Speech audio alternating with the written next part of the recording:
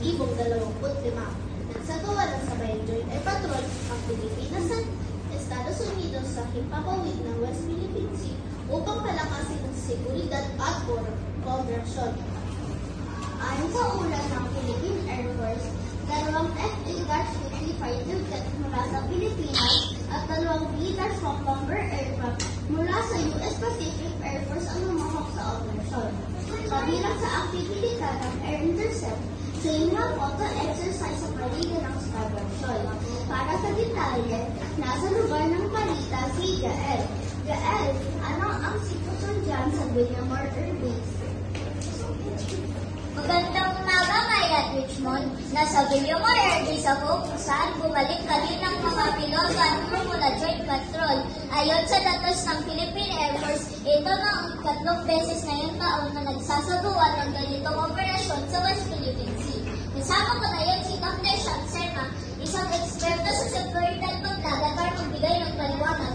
Dr. Sean Serna, gaano kasalaga para sa Pilipinas at sa West Philippine Sea sa nasagawang joint patrol? Magandang umaga. Mahalaga ang ganitong joint patrol dahil pinapakita natin na handa ang Pilipinas na ipagtanggol ang ating teritoryo. Hindi tayo mag-iisa. Dahil pa ba kailangan na gamitin ang ating aksyon sa pamamagitan ng diplomasya upang hindi ibala ang tensyon sa bansa. Maraming salamat, Dr. Sean Serna.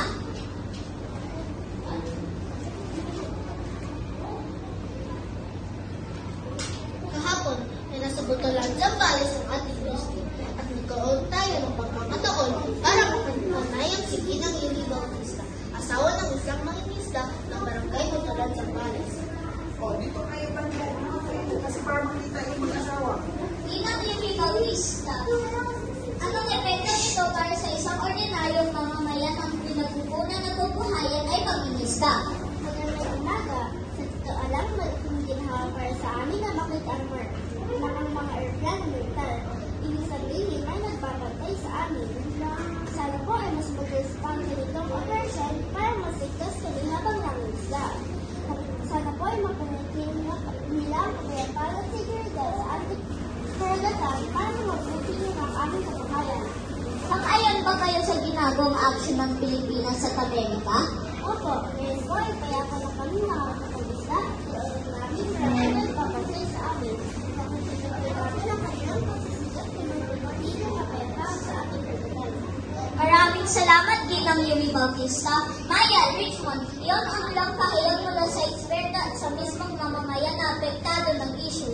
Mula rito sa Villamor Air Base, ako po si Jael Martinez, nag-uulat para sa Balitang Shenans. Maraming salamat, Jael. Richmond, mainit ang tensyon sa pagitan ng Pilipinas at China sa West Philippine Sea. Partner, ano-anong epekto nito sa Pilipinas? Siyempre, partner, unang-una dyan ang pampolitika. Mas tumatibay ang ugnay ng Pilipinas at Amerika. Pangalawa, posibleng namala ang tensyon sa pagitan ng Pilipinas at China. Ikaw, partner, ano naman ang naiisip mo pwede maging solusyon sa ating bansa? Una, palakasin pa ang sariling kakayahan ng Armed Forces of the Philippines. Pwede rin magtalaga ng mas maraming Coast Guard para sa proteksyon ng mga mangingisda. At pinakahuli ay palawakin ng kampanya sa publiko tungkol sa kalagayan ng West Philippine Sea. Tama, partner.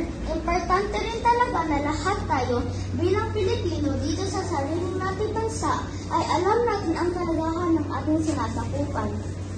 Salamat, partner. At iyan nakabuuan ng ating ulat ngayong araw. Ako si Maya. At ako naman si Vic from Press ng isang Balitang Shenans. Let's give them a big